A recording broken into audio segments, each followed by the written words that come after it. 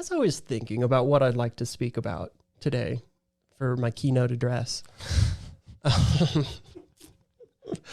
So recently I've had some big life events happen. Yeah? I got engaged, to a beautiful woman. Congratulations, Brett. Thank you. That's Thank you. Such awesome news. Just congratulations. Thank you. Thank you. I'm very excited, very happy about it.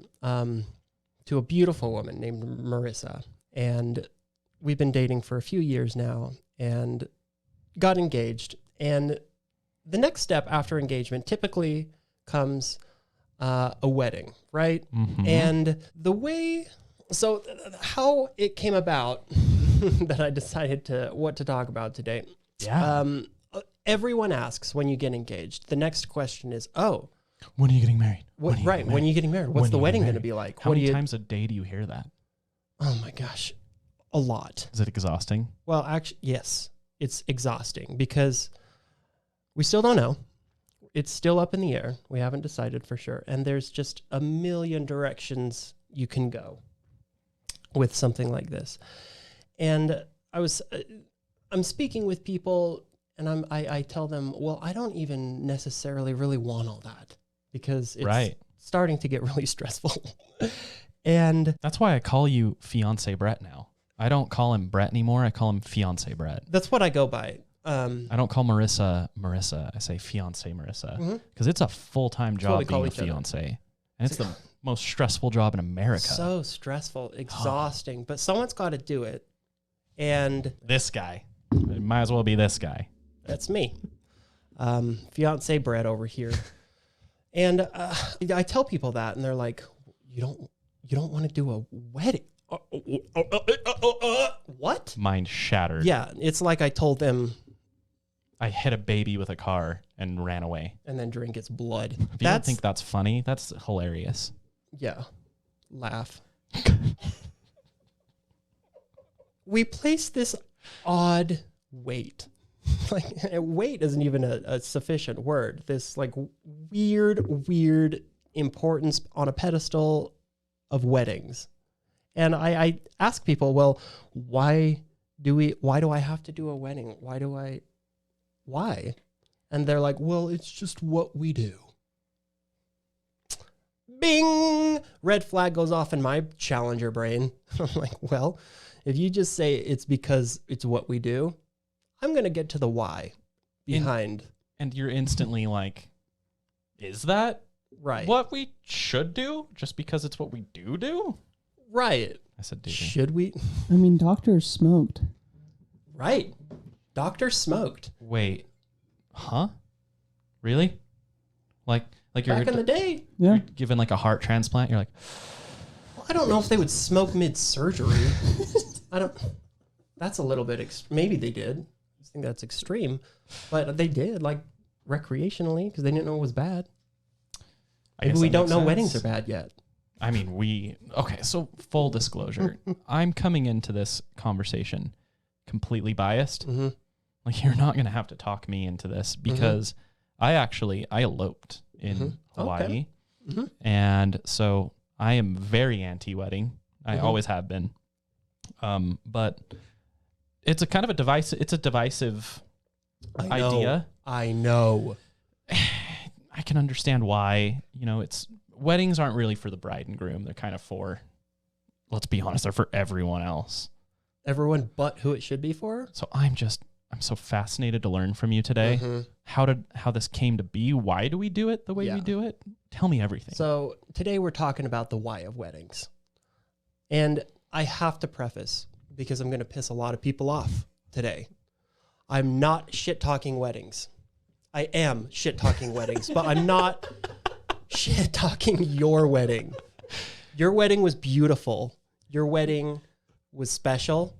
It was great. And I would change nothing about it. Super special. It was at the same wedding event center that the other 3 weddings happened at that day, but yours was unique. It was unique. Your $15,000 went toward a special evening for everyone but you. No, I joke. I actually personally really do like going to weddings my own self. Yeah. I've had a great time. at weddings. My family's thrown some great weddings. My friends have thrown great weddings. At the same time, I've been to some not so great weddings. What? Me too. Absolutely me too. Mhm. What were the key factors that... Fun. Yeah.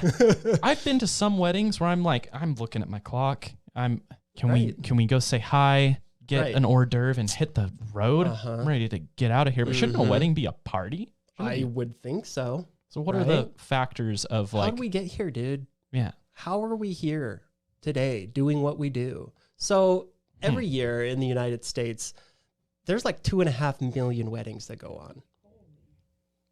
Yeah. Wow. Just a couple then. Quite a few weddings. Yeah. That's at least a wedding a day. And I'm still not married. Well, Trello, there's apparently enough weddings to go around. I guess. So apparently there's enough that you could be wedding crashing every day if you wanted to, Trello. And we're here. We're going to a wedding after this. We don't know which one, but supposedly there's a bunch happening for this episode, I did plan a wedding just to get more immersive experience for the listeners. But though, and it's really sad to me that there is such a thing as the wedding industry. Like it's an industry, right? That's another red flag to me, where if we're saying something is an industry, maybe it's not as special as we originally thought.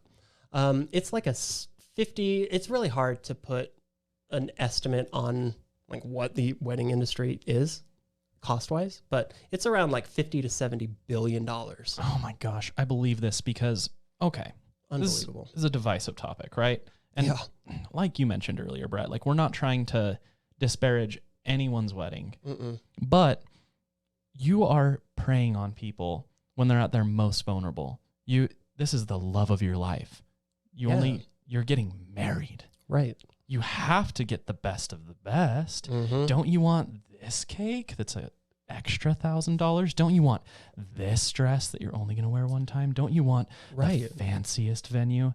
Before you know it, you've spent $30,000 for easy one day. Well, it's like, how much do you love each other? You have to show that through the extravagance of your wedding. You only love your spouse for the cheap cake, huh? Oh, a 1-tier cake? That marriage not's going to last. So it's kind of predatory. Yeah, it's pretty predatory, and it's getting worse. So in 2012, the median cost for a wedding was around $12,000. Sorry, pardon me, $18,000. A used car. A nice used car, $18,000? Oh my gosh. Yeah, that's a nice used car. Anyways, maybe not in this economy. Just in 5 years later, like... I'm sorry. In 2017, the median cost for a wedding shot up to $33,000. Oh my, like doubled. Gosh. Yeah, unbelievable, right? Oh my gosh. It makes me feel kind of icky a little bit. But how do we get here? You even saying this. So I had a coworker who moved to the US from India, and the number one reason why he goes back to India from Salt Lake is for weddings, for cousins, family, friends, things like that. Sure. And he is like riding the same train as you and I. And basically, wedding parties in India become so lavish. They're huge, huh? That like people will literally have like funds similar to a retirement fund. Crazy. They'll be saving for their wedding like their before whole their lives. Kid is born. And like it has to be lavish. It has to be like he went to a wedding that thousands of people went to. Oh my God. It's not a celebrity wedding. I do not know thousands of people. Right. And you just invite, like you said, 2 words to someone in a coffee shop, come to my wedding. It's probably mostly your parents' friends, huh? And your parents' friends. Yeah. Just crazy. But I think my opinion is getting married is all about starting your life with the person you love. That's it. Like, so why